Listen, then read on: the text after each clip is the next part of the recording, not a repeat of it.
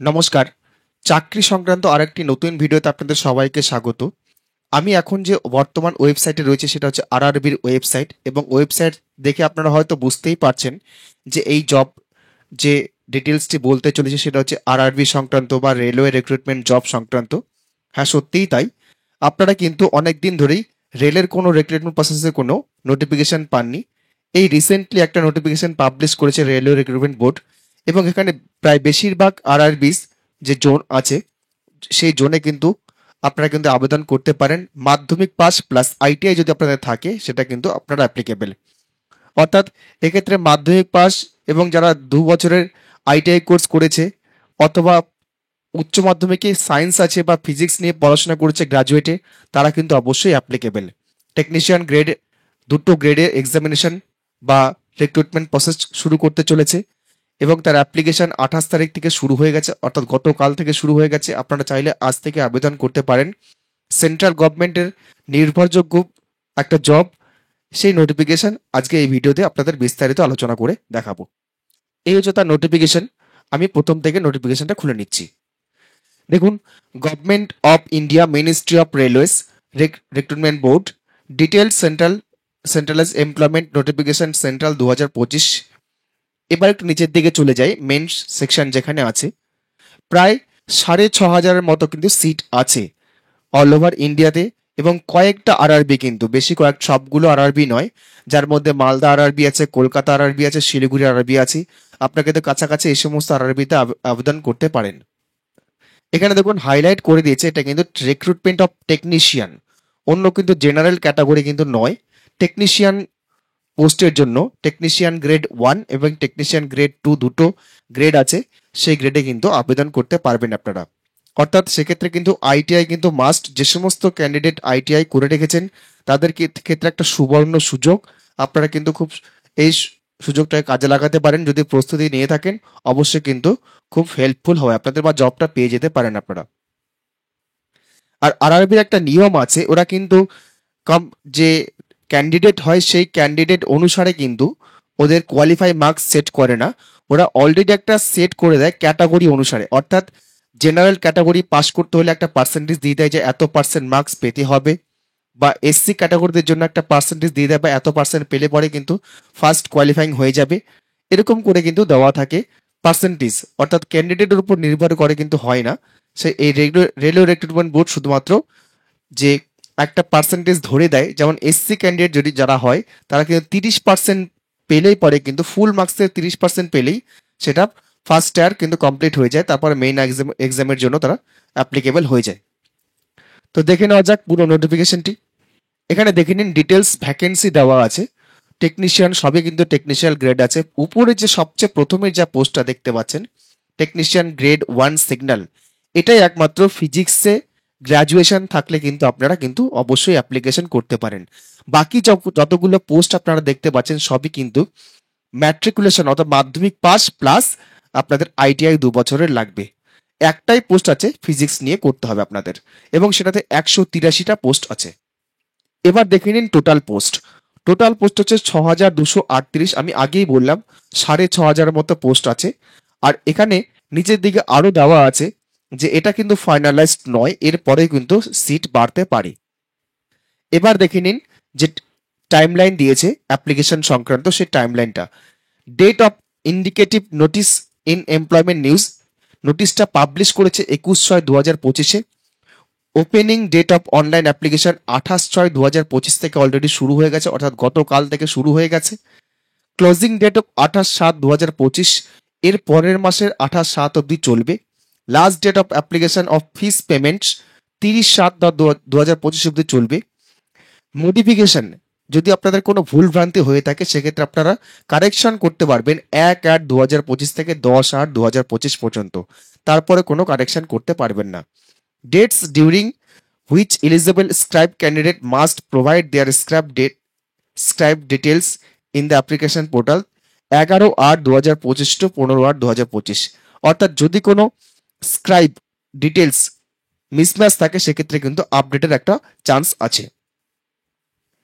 এবার আপনারা এজ ব্যান্ডে দেখে নিন, এজ ব্যান্ড এবং পে লেভেল যেটা আছে। Technician grade 1 signal level 5 29,200। আর মেডিকেল স্ট্যান্ডার্ড বি ওয়ান অর্থাৎ এখানে কিন্তু মেডিকেল প্রফিসিয়েন্সি আছে, আমি সেটা পরে দেখাচ্ছি। 18 থেকে 33 বছরের, আর টোটাল সিট হচ্ছে 183টা।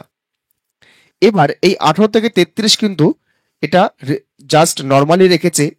তার এবার যারা রিজার্ভেশন ক্যাটাগরিতে বিলং করছেন তারা কিন্তু, যেটা এসসি এসটি পিডব্লিউবিডি ওবিসি, এদের জন্য কিন্তু যেটা সরকার যেটা নির্ধারিত রুল আছে সেটা কিন্তু অ্যাপ্লিকেবল, অর্থাৎ 5 বছর, 3 বছর, 10 বছর সেটা কিন্তু আছে। এবার চলে আসছি টেকনিশিয়াল গ্রেড 3, এই যেটা পোস্ট আছে এই পোস্টের ব্যাপারে। লেভেল 2 এর পে লেভেল আছে 19,900 টাকা, এবং সি অ্যানেক্সার প্যারামিটার দেখতে বলছে 18 থেকে 30 বছর, 6,055টা সিট আছে, টোটাল হচ্ছে 6,238টা সিট। এবার দেখুন এখানে যে মেডিকেল প্রফিসিয়েন্সি বা মেডিকেল স্ট্যান্ডার্ডে যে কথাটা বলেছে, ফিজিক্যাল ফিট A3 এর ক্ষেত্রে দেখুন কি দেওয়া আছে, ডিস্টেন্স ভিশন বা B1 যেটা ফিজিক্যাল ফিট, ডিস্টেন্স ভিশন 6/9, 6/12, এই যে এই কথাটা কিন্তু প্রথমে যে সিটটা ছিল, অর্থাৎ ফিজিক্সে আপনার গ্রাজুয়েশন লাগবে, সেটার কিন্তু এখানে ফিজিক্যাল স্ট্যান্ডার্ডটা দিয়ে দিয়েছে।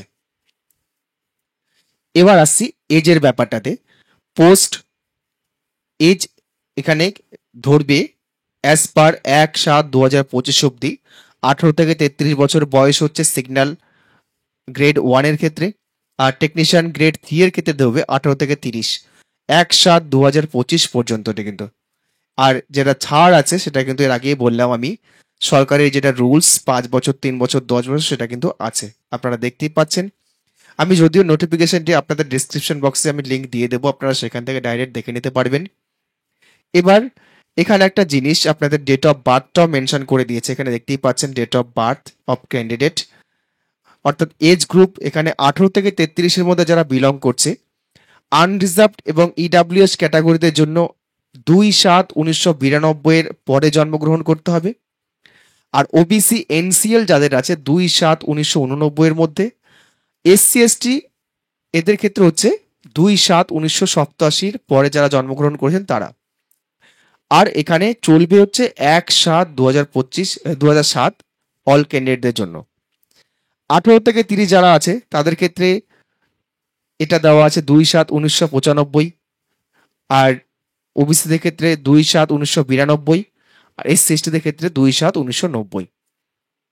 এই হচ্ছে এজ ব্যান্ড, অর্থাৎ এর মধ্যে যদি বিলং করেন আপনারা কিন্তু সেটা আবেদন করতে পারবেন।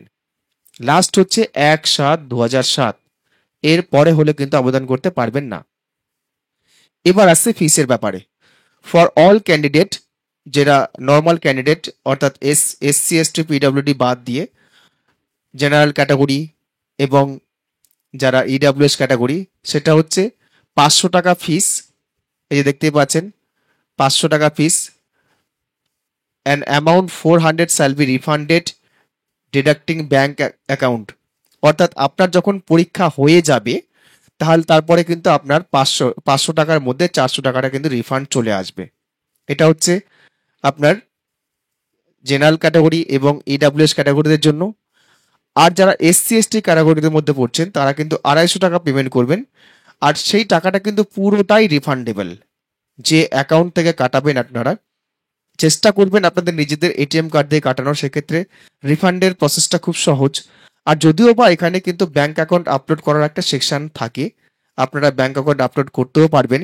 আপনারা যদি পছন্দ করেন যে সেই ব্যাংকে আপনারা নিতে পারবেন রিফান্ড, সেটা কিন্তু করতে পারেন। যখন অনলাইন ফর্ম ফিল আপ করবেন সেখানে কিন্তু দেওয়াই থাকবে ব্যাংক আপলোডের একটা সেকশন। তো যাই হোক, আপনাদের জেনারেল ক্যাটাগরিদের মধ্যে খরচ পড়ছে তাহলে এখন আপাতত 500 টাকা, এবং রিফান্ড হয়ে গেলে পরে পরীক্ষা দেওয়ার পরে সেটা রিফান্ড করবে, 400 টাকা রিফান্ড করবে। আর এসসি এসটি পিডব্লিউবিডি যারা আছেন তারা কিন্তু 250 টাকা পুরোটাই রিফান্ড পাবেন। এবার দেখুন সিলেবাসের ব্যাপারে, যেটা আছে কম্পিউটার বেসড টেস্ট। এই দেখতেই পাচ্ছেন there will be a separate CBT for each pay level, pattern and syllabus for CBT for pay level 5 post technician grades 1 signal. এখানে টোটাল ডিউরেশন হচ্ছে 90 মিনিট, দেখতেই পাচ্ছেন, এবং কোশ্চেন হচ্ছে 100টা। এখানে 1/3 হিসেবে কিন্তু নাম্বার কাটবে, অর্থাৎ 3টা প্রশ্নের জন্য 1 নম্বর কাটা যাবে। Normalisation of marks will be done for CBT held in multiple shift, অর্থাৎ শিফট কিন্তু অনেকগুলো হতে পারে, সেই শিফটিংয়ে এক্সামিনেশন হবে।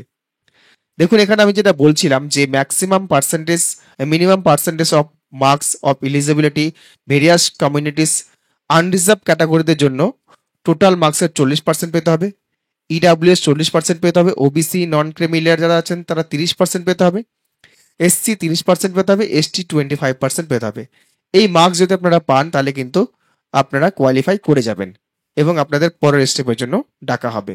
এবার আসছি সিলেবাসটাতে কি ওই আপনাদের যে সিবিটি এক্সাম হবে, সিবিটি এক্সামে কি ধরনের প্রশ্ন থাকবে, সাবজেক্ট ওয়াইজ কি আছে এটা দেখে নিন। জেনারেল অ্যাওয়ারনেসে 10টা কোশ্চেন থাকবে 10 নম্বরের।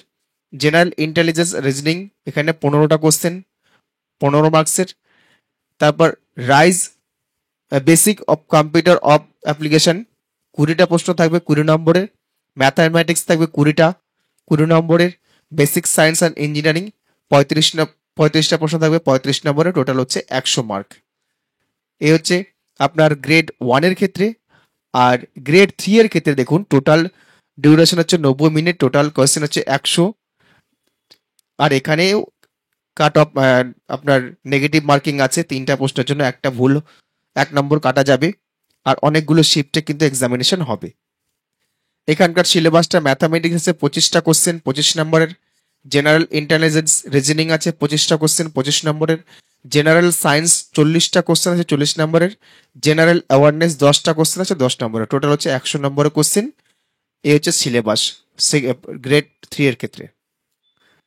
এবার দেখুন যে যে সমস্ত আরআরবিতে আপনারা কিন্তু অ্যাপ্লিকেশন করতে পারবেন সেগুলো হচ্ছে আহমেদাবাদ, ছত্তিশগড়, মুম্বাই, আজমির, চেন্নাই, মুজাফফরপুর, প্রয়াগরাজ, গোরখপুর, পাটনা, বেঙ্গালুরু, গুয়াহাটি, রাঁচি, ভোপাল, জম্মু শ্রীনগর, সেকেন্দ্রাবাদ, ভুবনেশ্বর, কলকাতা, শিলিগুড়ি, বিলাসপুর, মালদা, তিরুবনন্তপুরম। এখানে কিন্তু মালদা একটা ভাইটাল আছে, আপনারা যারা লোক, আমি যেহেতু মালদায় বিলং করছি মালদার নামটাই উল্লেখ করছি। আর আমাদের ওয়েস্ট বেঙ্গলের মধ্যে কলকাতা, শিলিগুড়ি, মালদায় 3টা সেন্টারই আছে, বা 3টা জায়গাতেই 3টা আরআরবিতে কিন্তু সিট আছে, আপনারা কিন্তু অ্যাপ্লাই করতে পারেন। এবার দেখুন যে এলিজিবিলিটি ক্রাইটেরিয়া হিসেবে দিয়েছে টেকনিশিয়ান গ্রেড 1 সিগন্যাল।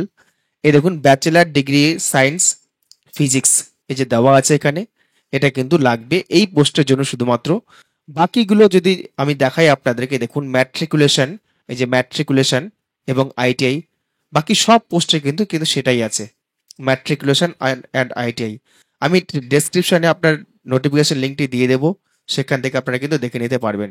আইটিআই বলতে আপনারা মেকানিক্যালে করে থাকতে পারেন, ইলেকট্রিক্যালে করে থাকতে পারেন, তারপর আরও ওয়েল্ডার আছে, ওয়েল্ডারে করে থাকতে পারেন, ইঞ্জিনিয়ারিং আছে, এস&টি এটাও কিন্তু একটা বর্তমানে আছে, এস&টি অর্থাৎ আপনার সেটাও আইটিআই পার্টের মধ্যেই পড়ছে। তারপর দেখুন ইঞ্জিনিয়ারিং পোস্ট, মেকানিক্যাল পোস্ট, তারপর ইলেকট্রিক্যাল পোস্ট, অনেক পোস্টই আপনারা কিন্তু দেখতে পাবেন। নোটিফিকেশনটা ভালো করে দেখবেন। যাই হোক আমি আর নোটিফিকেশনটা দেখছি না, আপনারা নোটিফিকেশনটা ভালো করে দেখে নেবেন। এই হচ্ছে আপনাদের আজকের প্রতিবেদন চাকরি সংক্রান্ত। আপনারা যারা এলিজিবল আছেন অবশ্যই আবেদন করবেন, এবং যারা মাধ্যমিকের পরে আপনারা আইটিআই করে রেখেছেন 2 বছরের কোর্স, অবশ্যই আবেদন করুন। মেকানিক্যাল, ইলেকট্রিক্যাল, ওয়েল্ডার, যা ফিটার যারা আছেন অবশ্যই কিন্তু আবেদন করতে পারেন। আর যেহেতু একটা ফ্রি অফ কস্টের ব্যাপার আছে এসসি এসটি পিডব্লিউডিদের ক্ষেত্রে, এবং জেনারেলদের ক্ষেত্রে 100 টাকাই লাগছে যদি ফিসটা আপনারা সিবিটি এক্সামে অংশগ্রহণ করেন, সেক্ষেত্রে অবশ্যই আবেদন করুন। আজকের মতো ভিডিওটা এখানেই শেষ করছি। আপনারা যারা আমার চ্যানেলে প্রথমবার দেখছেন অবশ্যই চ্যানেলটি সাবস্ক্রাইব করে রাখবেন। ভিডিওটি ভালো লাগলে অবশ্যই লাইক করবেন, কমেন্ট করবেন, শেয়ার করবেন। ধন্যবাদ।